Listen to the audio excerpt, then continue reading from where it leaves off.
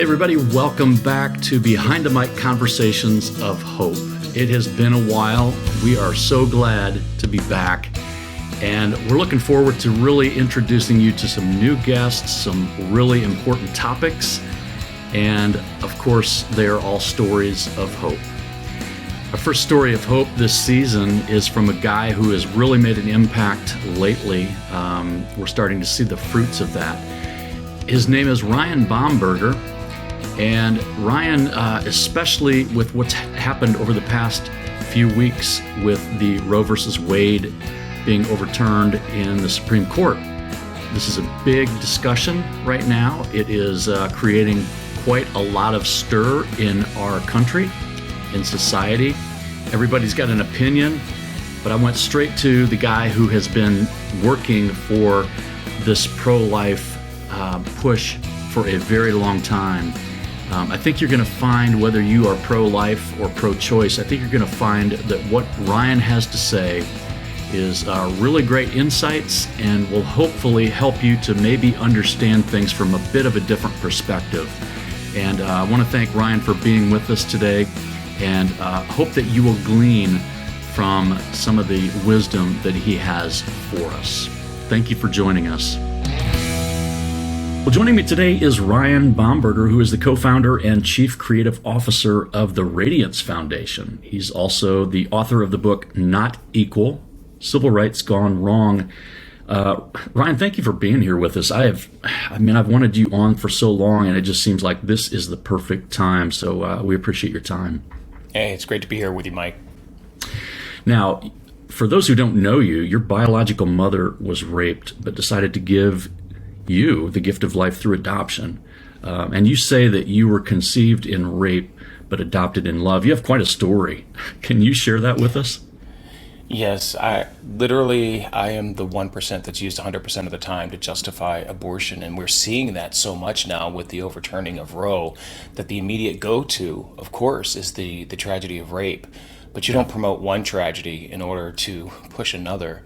And having been someone that was conceived in rape, I can't help but want to fight for the most marginalized. My birth mom was courageous enough not only to give me life, but give me the gift of adoption. I grew up in a small little family of 15. I have 6 brothers. I have 6 sisters. 10 of us were adopted. We look like we kind of look like America. We're white and black. We're mixed. We're Native American, Vietnamese. Some are disabled. Every single one of us has special needs in the sense that we all want to love and to be loved. And we were loved like crazy by my parents, Henry and Andrea Baumberger. The pro-lifers who don't care about people after they're born. I hate that bumper sticker mantra. Yeah. Because I was loved like crazy by 2 parents who didn't write me off because of how I came to be. They knew who God meant for me to be. And to see love unleashed in our family and purpose unleashed through adoption is really an incredible thing. So now I'm, happily married man, my best friend Bethany, the co-founder of the Radiance Foundation. And we have 4 kiddos, 2 of whom were also adopted. So that's just in a nutshell kind of my story.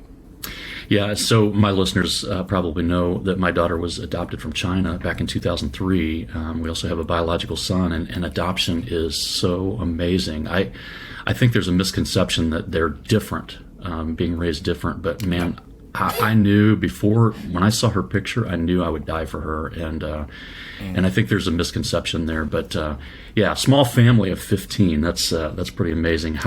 We could probably have a podcast about how that works, because I can't imagine like just simply going to church or something like that.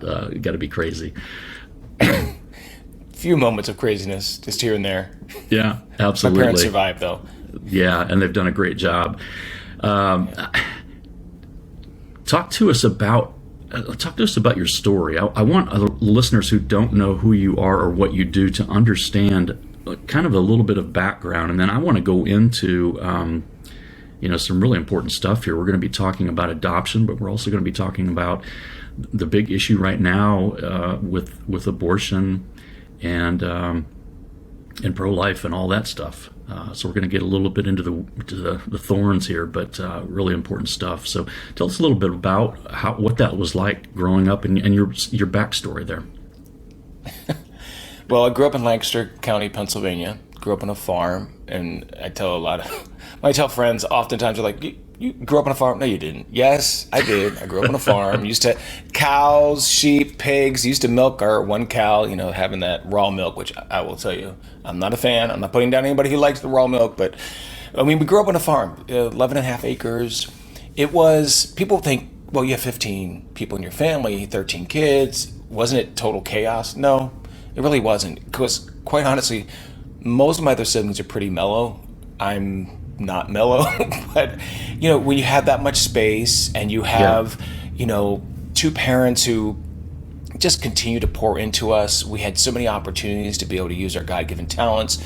We were all loved equally, which people get mixed up and think that, well, is that your real brother and sister, or is that their real son or daughter?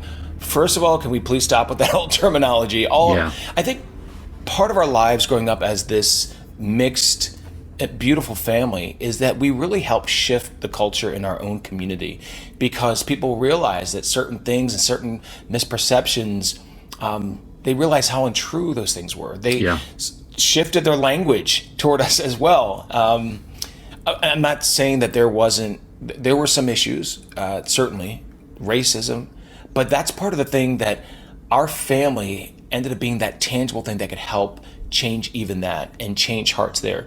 Unfortunately, one of the things that is part of the narrative of our family is that my mom, who was placed in a children's home for 1 year because her parents were separated, she had an alcoholic father who was emotionally and psychologically abusive to the family, and so her parents were splitting and she was placed in that home for 1 year. That's where the heart for adoption began. And unfortunately, her father is the only one who never came around, the only one who resisted. In fact, the moment they adopted me, I was the first one.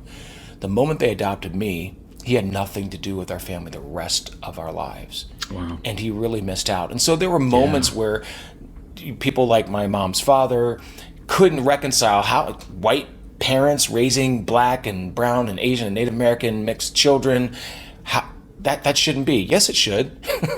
God is the creator of us all. We're all made for one blood. And quite honestly, I think our family is a testament to the fact that transracial adoption, putting that in quotes because we're all just one human race, but transracial adoption is one of the most powerful acts of racial reconciliation. Loving a child of a different color or ethnicity simply because they deserve to be loved. But I loved growing up in that family of 15. Yeah, there were moments of craziness. If you wanted to eat and get seconds, you had to eat pretty quickly. And we all lived under the same roof at the same time. We had 1.5 bathrooms. Oh, wow. At one point, it expanded over the years, but I just wouldn't trade it for the world. Sometimes people ask me, do you remember all your siblings' names? Which I think is weird. If you're under the same roof with the same people every day, it's not that hard. I have 6 brothers, 6 sisters. Hey, number 22. It really, I would not trade it for the world, and I thank God for that, because it's what instilled in me to want to be a father to the fatherless as well. My dad was the best role model in my life. He loved Jesus. My parents loved Jesus, and the natural outflow of that is loving people. And to have witnessed that throughout my life, to see how broken lives were radically transformed in our family and outside of our family because of that love, because of that faith, it's why I am who I am today. Yeah. And I think, you talked about changing kind of the mindset of your community growing up and seeing the different races and everything. And I think it's so important that, as an adoptive dad, we've seen that with my daughter from China, especially lately, the things going on in China. I think we need to break those stereotypes, because I understand we don't necessarily know better unless we see it happening, which, that your community did. I think that's so important. But I think for those that aren't seeing it happen, try to break the stereotype, because it's so important, and you're so correct. Tell us about the Radiance Foundation. The Radiance Foundation is an organization, a nonprofit, 501c3, that my wife and I began back in 2009. What we wanted to do is to tackle these tough subjects that we felt, in particular, Christians were afraid to engage in. And so we wanted to do three things through the Radiance Foundation: to illuminate, educate, motivate. We illuminate that every human life is God-given purpose, planned, unplanned, able, disabled, whatever the circumstances, every human life is purpose. We want to educate people about a myriad of these culture-shifting issues in the context of that God-given purpose. And the last part, motivate. 'Cause what good is our faith? What good is our knowledge if we don't ever put into action? So we started the Radiance Foundation to tackle a wide array of issues, fundamentally the issue of life, but because we're also a mixed family, we tackled the issue of race and racism. And of course, the current, what I view as a fraudulent movement, the anti-racism movement. We tackle all of these subjects because we want to equip Christians to be confident and bold to address these things from a biblical worldview, a fact-based, hope-filled biblical worldview. And so we've done billboard campaigns, social media campaigns. We write weekly op-eds. We write weekly op-eds for like Town Hall and Christian Post and Newsweek and several others. We also do these community outreaches. We have outreach to birth moms who choose adoption over abortion. We have our Henry and Andrea Baumberger Adopted and Loved Fund, which helps to fund families who want to bring a vulnerable child into their home and love them for the rest of their lives. Yeah. So, and we also do keynotes. We keynote in various places, very diverse places, from rallies outside the Supreme Court to colleges, Harvard, Princeton, University of Notre Dame. The list goes on. We help raise millions for pregnancy centers. So we do about 60 of those keynote events each year. And so we're really just trying to shine a light on how every human life has purpose. Yeah, that's so awesome. I love that it's not so focused on one thing. It's the broader and really it all fits. It all fits together so well. And we have a local pregnancy center here, and I'm working with them in some different ways, and I know that they would love to have an ultrasound machine. So what you're doing and just raising that awareness of those kind of needs it's so important, and we'll talk a little bit about that. But so based on your story and the forming of the Radiance Foundation, June 24th, 2022 was an incredibly important day for you, not only for you, but millions. What was your reaction when you heard about the Supreme Court's ruling on Roe? We have been fighting for this, my wife Bethany and I, for so many years. And our kids are involved in our organization, the Radiance Foundation, as well. When I heard the news, one, we were a little caught off guard because we had been prepared, weeks and weeks before. Is it going to be today? Is it going to be today? Yeah. Then it hits, and I'm all by myself. Our staff is gone. My wife's at a conference. Some of the staff is there. My kids are at camp. I'm all by myself when I find out. My wife calls me, and she's weeping on the other end of the phone. Yeah. And she says, they overturned it. And so I immediately try to record myself. I can't even pull myself together. And I was overwhelmed. I was overjoyed. I know this is a battle. It's not the end of the war. Right. It is a battle, but it's a significant victory. And so I just praise God. And I praise God for my colleagues, those who've been in this fight for decades longer than I ever have been, who've laid the groundwork, who've risked reputation, who've poured all of their finances, who've poured themselves entirely into this and fighting for mothers and their unborn children and for fathers. So overjoyed. That's an understatement. Yeah, I saw the video that you posted. I don't know how long after it was, but you were still trying to pull yourself together. And I just sat there and was thinking, I can't imagine. I mean, this has been so important to me, but I'm not in the thick of it like you guys are. Yeah. And it also kind of, it took me by surprise too. I mean, we knew that this was coming. We knew there were decisions going to be made because of the leak and all that stuff, weeks before. But for me, it was just kind of stunned. I was kind of like, what does this really mean? And really, what it does, just to be clear, and maybe you can speak into this, but really what it does is it removes that federal level and sends it back to the states. Where are we at right now with that? Yes, that is what it does. I want to add, too, that my wife in her 20s faced an unplanned pregnancy. Mm-hmm. She was a teacher, single woman, in an abusive relationship, walked away only to find out that she was pregnant. So she faced this herself, rejected the violence of abortion, never considered it. And this is important because that That little girl's name is Radiance. She's the reason for the name of our organization. Yeah. She's now 17 years old. And so this has an impact on all of us, not just women, not just my wife, not just my 17-year-old Ray Ray, but everybody.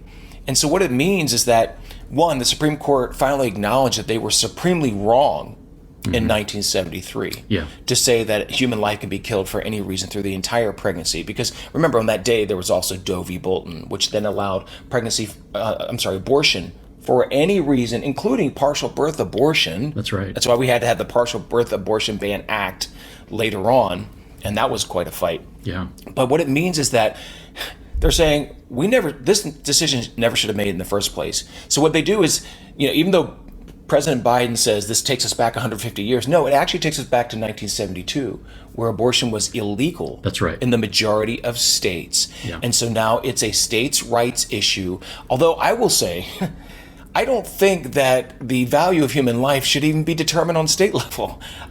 But this is where we are. And so through our elected representatives, states get to set these laws. So now we have some states that are clearly pro-life. You've got a Texas, which has been leading on that. Missouri. I mean, the list goes on and on. There are 26 states, and there are 13 of which had trigger laws. But then you have some radically pro-abortion states like California that is allowing abortion even in what they call the perinatal period. They're allowing the law that they just passed does not allow someone to prosecute for the death of a child in the perinatal period, which California defines as up to 30 days past birth. This is how radical. So when they talk about, we want to codify Roe, we have to understand they're not trying to codify Roe, because Roe actually at least allowed regulation at the point of viability. Yeah. They're allowing abortion through the entire pregnancy up until birth. New York, Illinois, Vermont, New Jersey, California, the list goes on and on. And so this is where the battle has to take place. And it's a multifaceted battle. Yeah. Churches rise up. I mean, this battle cannot be fought. Now, for the churches that decided not to be involved all this time, welcome to the fight. Welcome to the need.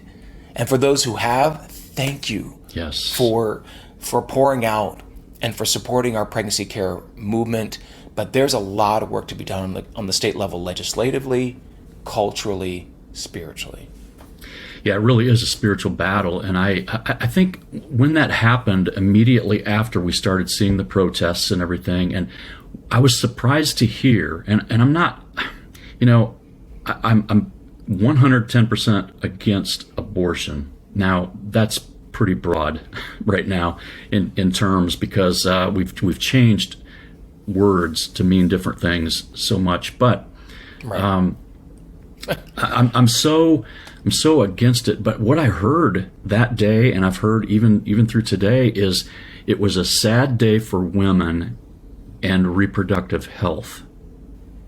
And I've heard it before, but until that day, it never really sunk in that this is not about a woman's health or reproductive health.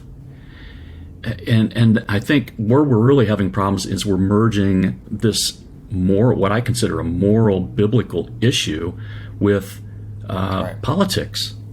And it's becoming a political issue. Right. I don't even think that some people that are pro-abortion really understand what's going on. Just reading through Roe versus Wade on Wikipedia, and Norma McCorvey, and some of her statements and things she did after the fact.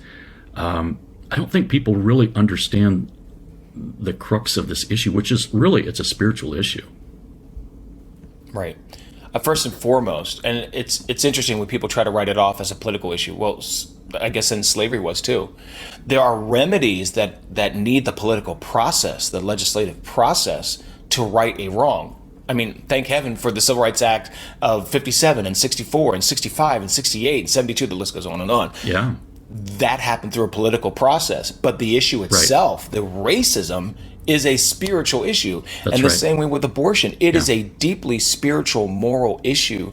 And for them to say it's a sad day for reproductive health care, one, killing an unborn child is not health care. Let's keep that in mind. That's right. Because all the other services, all the other actual health care is in place. The problem is now the abortion industry doesn't have the federal protection because of Roe v. Wade to carry out their main service. And it goes to show the fraud of Planned Parenthood, for instance, because in the states that have the pro-life laws, like Texas, guess which centers are closing down? The centers that claim that they're providing this whole array of services to women, Planned Parenthood centers are shutting down in all these states. Wait, I thought you were providing, comprehensive reproductive care. No, because they cannot commit abortions, they're useless. Yeah. Because abortion is what generates their major revenue. That's right. It's what they have to offer. Every other major medical service to women. In fact, I've got a great resource. One of the op-eds I wrote is called Less Care No Matter What. If you go to radiance.life/less care, you will see the fact sheet, and you'll see how every major medical service to women has been plummeting at Planned Parenthood for over a decade. Mm-hmm. But see, pro-abortion activists don't want to talk about that. They've got their bumper sticker mantras, they got their buzzwords. That's right. But they don't actually have the facts. Yeah. And as Christians, it's crucial for us to actually understand the context so that we have clarity and we can go into these conversations and these dialogues with the confidence that we actually know what we're talking about. It's kind of like my shirt says, less activism, more factivism. Yeah. I'm just saying. Yeah. I totally agree. You can listen, if you're not really actively involved in this, you can listen to what is on the news, you can listen to what's in the papers, and you can form, or I should say, be misinformed by what's really happening. And again, we borderline on this moral and political issue. It's so tied together that sometimes we don't even know what it is. And I think I really believe that's the plan of the enemy, just to really confuse and distract while destroying. So yeah, I've been following this very closely. I knew I wanted you on. Now the Dobbs versus Jackson ruling, which challenged Mississippi's 2018 Gestational Age Act, that personally impacted you based on your background.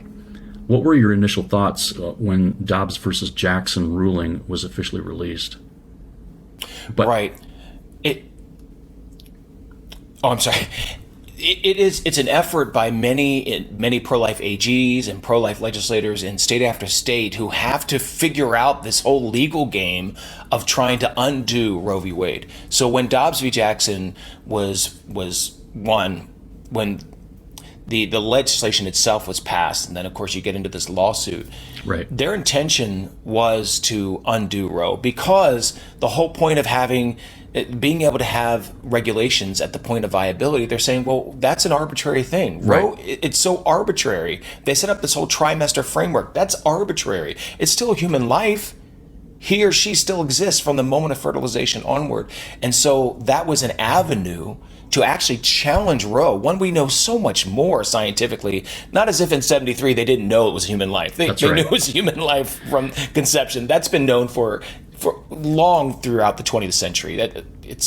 That's established science. But that has become an issue, though. That has become an issue of when does it become life? But it's only under question by those who are anti-science, pro-abortion activists. Exactly. Who pretend that biology doesn't know that. I mean, that's why the one study from the University of Chicago that actually surveyed, I think it was like 2,500 biologists, and 95% fully agreed that human life begins at fertilization, at conception. Yeah. It's actually not a debate when life begins. Having that argument is so silly, because it's what children are taught in elementary school sometimes, but certainly in middle school when you're talking about reproductive biology. We all know.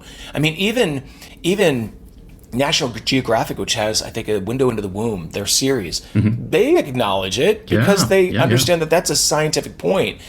People tend to conflate things when they say, well, that's not when a person begins, which is silly, because every human is a person. That's right. And every person is a human. And whenever we decide that we get to be the arbiters of who is human enough and who isn't, it never, ever goes well. No. I mean, let's look at American history. Hello. People of my complexion didn't go so well. So the only argument is from those who want to pretend that we don't know basic biology. Yeah. Yeah, and that was really my point, is I don't think that deep down, if everybody was just really honest, I think everybody agrees that's when life occurs. Right. But again, that's the argument right now that they use. Regarding crisis pregnancy support and the capacity of adoption agencies. What happens next with this? I remember posting, there was a lot of political back and forth for days after that decision was reached. And I just felt like the Lord was speaking to me saying, church, now is the opportunity to step in. We have, some have been doing it before, but now it rubber meets the road, okay? Right. We have got what we've been praying for a long time. But what happens next, Ryan, with crisis pregnancy support and the capacity of adoption agencies in our society today? Right. There are so many things that are happening concurrently. People need to understand that that's reality. Sometimes people get caught up into this, you can only pursue one path. No, as the body of Christ, we actually tackle these things simultaneously. And so when it comes to the crisis pregnancy centers, which are better known as, pregnancy resource centers or pregnancy medical clinics. Right. They're under full attack right now. Yeah. I mean, you got an unhinged Senator Warren that wants to shut them down, saying that they torture people and that they mean harm to people. This is insane. These centers, one, as a public speaker, I've been inside hundreds of pregnancy centers across the country. Yeah. We've worked with them through the Radiance Foundation. Their goal is to love and serve mothers, fathers, and their families. Period. It is so insane to have this attack on those who consider themselves to be pro-choice, which just goes to show, again, the fraud of the pro-choice movement, because they only want the option of the violence of abortion. They want to shut down the actual centers that are there to provide all these services to pregnant women for free, by the way. Yeah, unlike abortion mills. Yeah, that's right. The capacity, obviously, of being able to serve is going to have to be greater for pregnancy centers. 90% of their funding is from private donations. Mm-hmm. They're not funded by the state and by the federal government.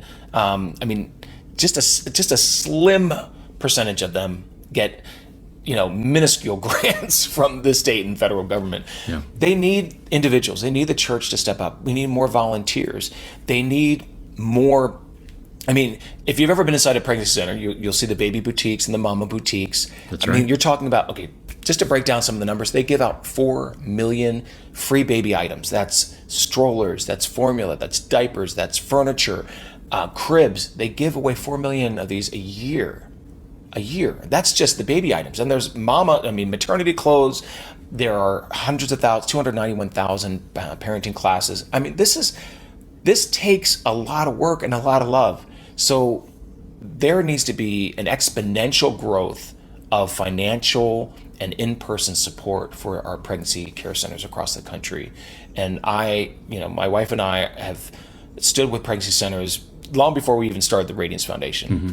So we're going to continue to stand with them, continue and actually increase our support and donations to these centers. In fact, if you want to find your local pregnancy center, the easiest way to find that is to go to pregnancycenters.org. And so then you go to the adoption agencies, which, because of abortion, you're talking about the elimination. In the last reported year, there were 930,000 abortions in America. 930,000 less possibilities of someone being adopted and loved, or someone to be parented and loved by the biological parent. And so then there's this even heavier attack on adoption, calling it out as evil. You've got actually adoption abolitionists out there, which of course are all pro-abortion activists. That's right. There is an insane attack on adoption as well. And these agencies need the support. Not only do you have that going on, you have LGBT organizations like the ACLU and Land Illegal that are trying to shut down faith-based adoption agencies for actually believing that a child best flourishes with a married mother and father. So there are so many attacks on adoption that it's hard to know where to begin. But yeah, church, rise up. Pure religion is this, taking care of widows and orphans. And honestly, abortion leaves so many women widowed, abandoned by men. That's right. And leaves so many children orphaned in the womb. So this is how we can step up. And this is not about putting down men either. There are many men who want to help protect the child that they've helped to procreate. And because of the law, they've not been able to. So this is not about demonizing men. That's right. But we do have a huge culture of abandonment. And so these are two ways. pregnancy care center movement, adoption agencies, but there's still a lot more church and parachurch organization and individuals that can step up to help foster a culture of life. Yeah, boy, that's so good. I know, working with our local resource center here, those people work hard. They put in time, emotionally drained. But man, they know. And the thing is, too, Ryan, and you know this, those pregnancy centers, once that child is born, they don't stop. That continues with their support, the diapers, the formula, the strollers, all those things that you just mentioned. And again, counseling for the woman, because let's face it, some of them are really up against the wall at that point. They've chosen life, but we're not going to abandon them. And that's where the church can also step in and say, we need to come alongside these local ministries that are reaching out to women that are in situations that are not ideal. Right. We're going to make sure, because life is important to us. Life's important to God. You know, it's a gift. And so your pregnancy centers, they're working really hard on very little money. Reach out and help them. Man, I'll tell you, I'm such a big believer in that. We've got the one here locally. They're really pouring into the ministry towards the guys, because let's face it, it took two to get in this situation. We want to reach out to the men and the women who are involved in this. And I've heard some great stories from the guys who are, we have volunteers that go in and work with these guys. Some of them don't have fathers. They don't even know what it looks like to be a parent. So it's so vitally important. We're preaching to the choir here, but it's so important. Well, sometimes the choir doesn't know the song, though, Mike. You're right. You're right. Seriously. Yeah. There are many who don't realize the fatherhood mentoring that happens. They also don't realize the sexual risk avoidance programs that pregnancy centers are able to share with teens in local public schools and private schools. They understand that there are hundreds and hundreds of thousands of teens who are hearing a message that actually helps prevent from getting into the situation in the first place. That's right. Or you have Planned Parenthood that's teaching reckless promiscuity. That's right. You've got crisis pregnancy centers, pregnancy resource centers that are actually teaching, hey, here is a scientifically based, evidence-based perspective on sexuality. And for those that can present in a private school, they also present a biblical perspective. But this is such a comprehensive sort of approach. And we need to enable and empower these pregnancy centers to do the incredible work that they're doing. Women who've been in those same places. There are post-abortive women who run these centers. There are post-abortive men who run these centers. These are people who've been duped by the pro-abortion propaganda before, and now dedicate their lives to caring for people with nothing but love and compassion. Yeah, that's right. And we had Abby Johnson on the podcast. I don't know how long it's been now, but I when I heard her story and saw the movie Unplanned, we talked a little bit about that, and I think it's so important. So women are hearing all this stuff, and they're pumping millions of dollars into advertising, or they were, into the narrative that these women, they want to hear, and there's not much to balance that. So I think one thing that's really important, which I mentioned, our local pregnancy center here it really wants an ultrasound machine, because, in Abby's situation, that's really what kind of,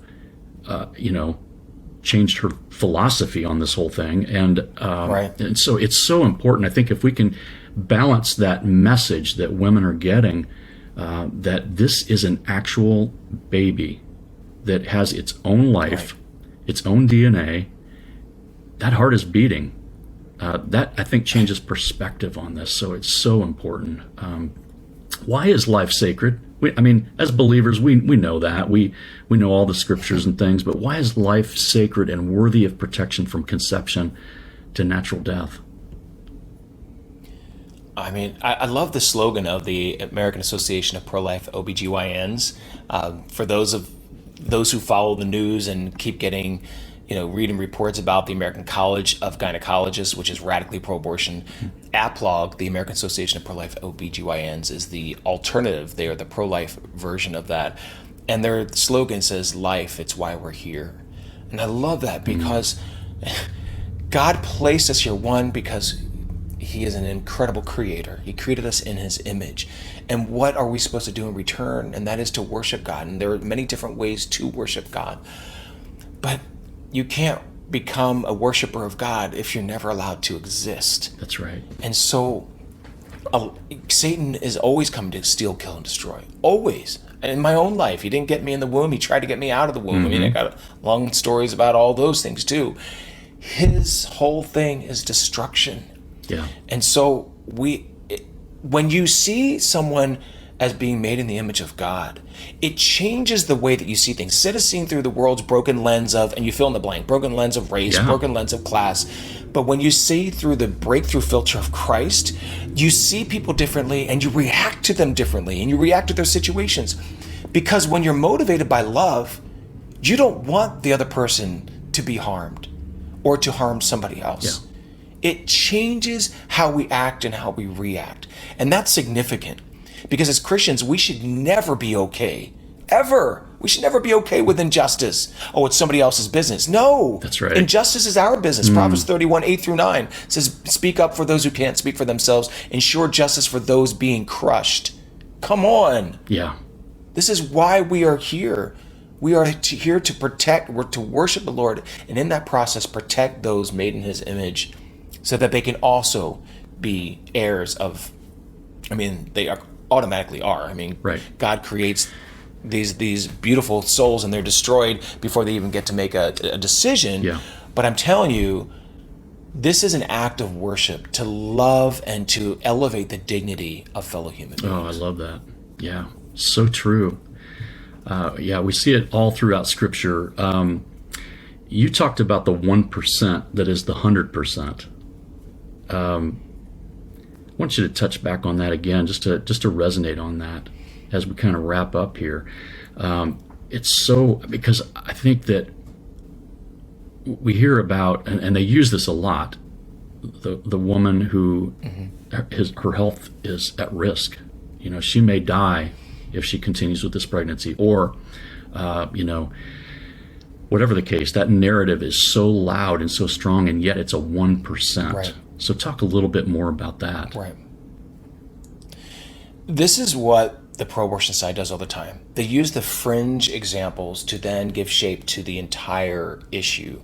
And it's always misleading, and they're always exploiting. For instance, Roe v. Wade couldn't have happened unless there were Norma McCorvey, who was Jane Roe. She lied about being raped in the first place. That's right. That was so they can get over Texas's laws that forbade abortion.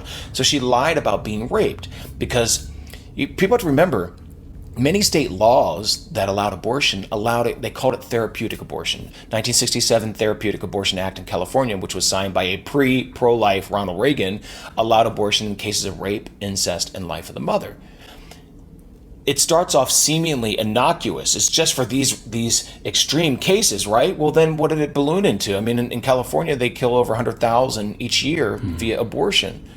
In New York City, these are basically abortion capitals on the East and West Coast, always starting off. And we have to remember, people will say, well, it's so radical if you don't have these rape exceptions in these state bills, because the pro-abortion side always goes to the rape cases, okay? Well, even when the rape exceptions are in these state bills, guess who protests them? The pro-abortion lobby. They don't want any restrictions. They want abortion on demand for any reason throughout the entire pregnancy. So they're exploiting horrific tragedies to then promote the further violence of abortion. And we have to understand that and put that into context. And we saw that recently with Biden using the horrific example of the 10-year-old in Ohio who experienced just the rape, and then the abortionist who violated HIPAA laws and then let that out that the abortion was committed on this child. But guess what the abortion didn't do? It didn't punish the rapist. Guess what the abortionist didn't do? Didn't report the rapist. And now, strangely, there's so many insane questions to ask about this, because now the mother of the child, the supposed mother of the child, doesn't want to press charges against the man who admitted that he raped this precious little child. Yeah. This is what ends up happening. So the president uses that extreme example, which there were abuses all around, to somehow make it seem like this is what we're talking about. And I would say, as someone conceived in rape, okay, let me just say this, and I do this on college campuses.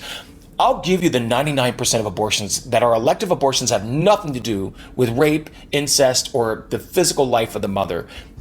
Will you give me the other 99%? And the answer is always the same, Mike.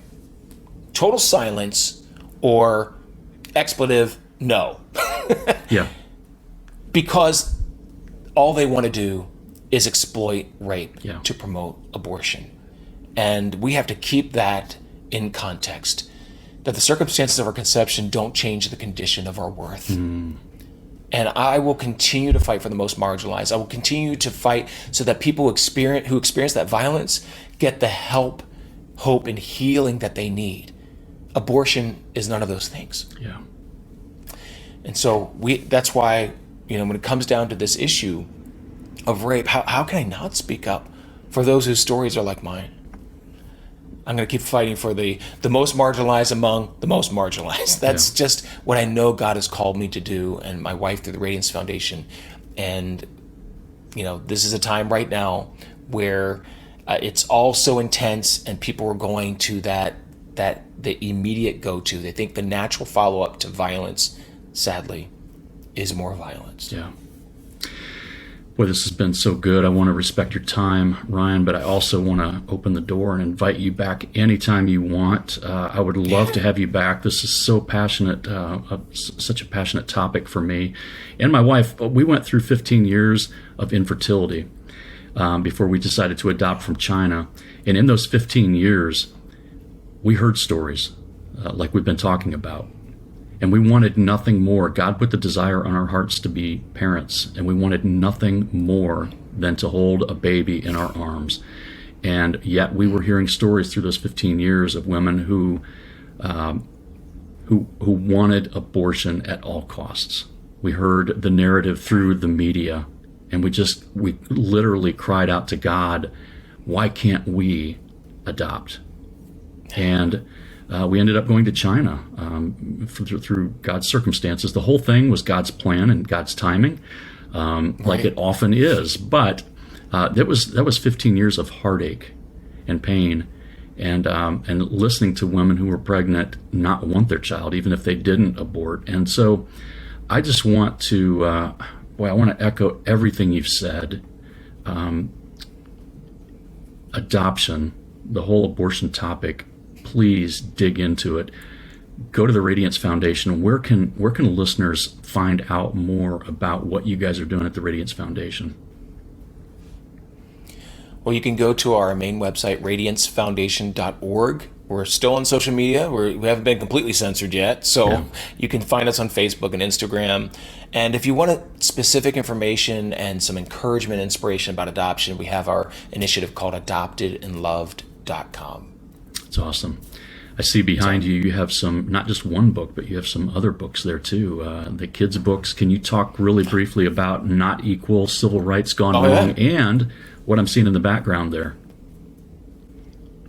Yes, Not Equal, Civil Rights Gone Wrong was birthed out of one of the most surreal experiences in my life, where I was sued by the NAACP because I called them out in their radical pro-abortion position. And so that was a 2-year federal court battle that we prevailed in. Thank you, Alliance Defending Freedom. Yeah, that's right. So that's what that book is about. Just basically talks about how the civil rights movement has been hijacked. Yeah. And then we got Pro-Life Kids, which is written by my favorite author, my wife, Bethany Baumberger.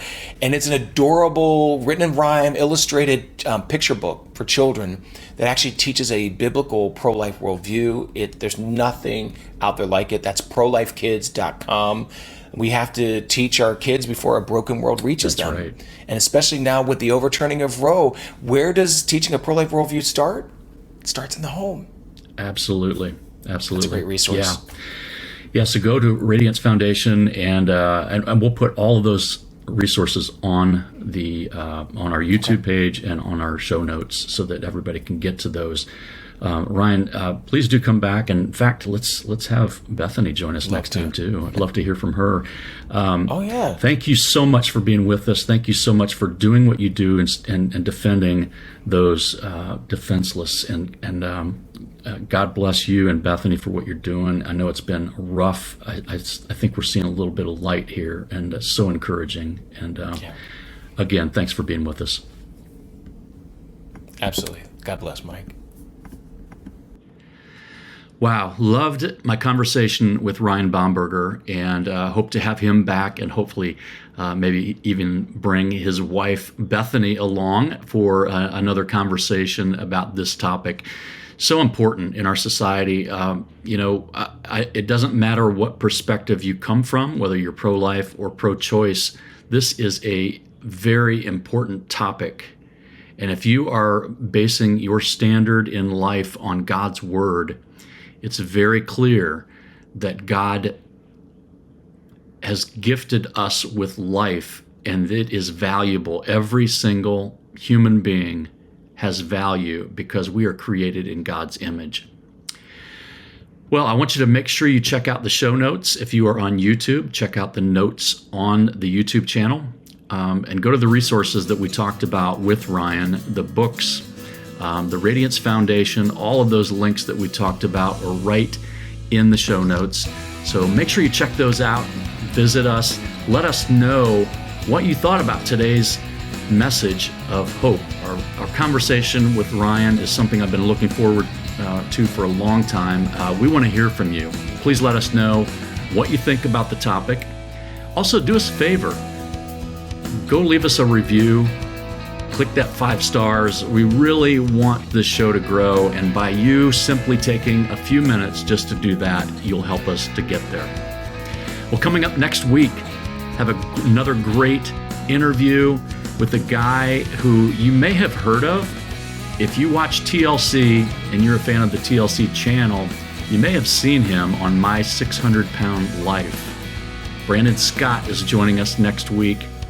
He has an amazing story of how God is using him and how God has seen his life go from a 718-pound person to losing 500 pounds. You don't want to miss this interview with Brandon Scott coming up next week on Behind the Mic, Conversations of Hope. And remember, if your life is grounded in Jesus, even in the darkest times, there is hope.